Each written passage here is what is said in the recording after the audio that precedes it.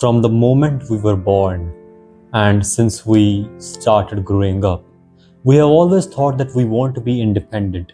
But come to think of it, can we actually really ever be independent? I don't think so. Because let's assume your real life scenario, your situation right now. I'm talking to you. When you were a child, you were dependent upon your mother for breastfeeding and for fulfilling your nutritional requirements.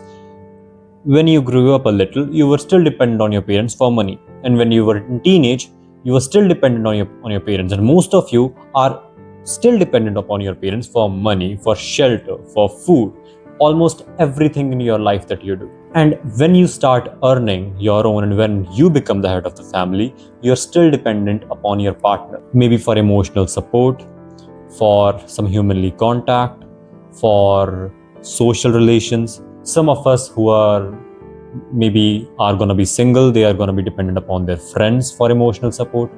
Every human needs emotional support. Or even if you don't contact with humans, if you are someone who's like, main akela rehta hu, you are still dependent upon God. And even if you are an atheist, you are still dependent upon someone for emotional support. And if you say that I am not dependent upon anyone, I don't believe in God, or I'm not dependent upon my parents, I earn my own money and I live on my own, you're still dependent upon your colleagues, because if your colleagues stop working, you're probably going to get fired because the company is going to be bankrupt. So if you think from broad perspective, you are never independent. In this world, everybody is linked with one another.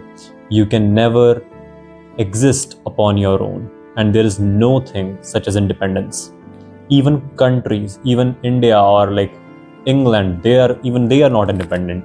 I mean, if you go with the traditional definition of independence, then yes, they might be. But if you go with the broad perspective for independence, what does independence mean? That you can depend and you can self-sustain yourself and you're not dependent upon someone else. Today, if all the countries cut their connection from England, England will not survive.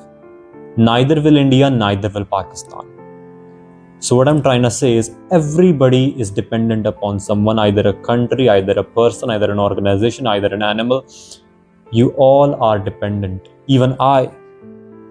So there is nothing such as independence. Independence is the biggest myth that we people have been taught, and there is no one in this world who is actually independent. Some are dependent upon God, some are dependent upon their dreams, on their parents, on their friends.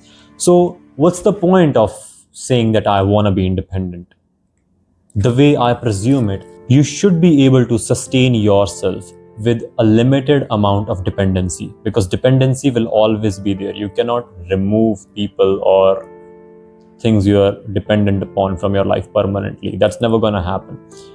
So the person who has maximized the intensity to remove the things that he or she is dependent upon, I think that is what we call independence. So if you are someone who's just dependent upon one or two people for emotional needs, and you earn your own money, you're dependent upon your colleagues, your boss, or you have a business, you're still dependent upon other business organizations.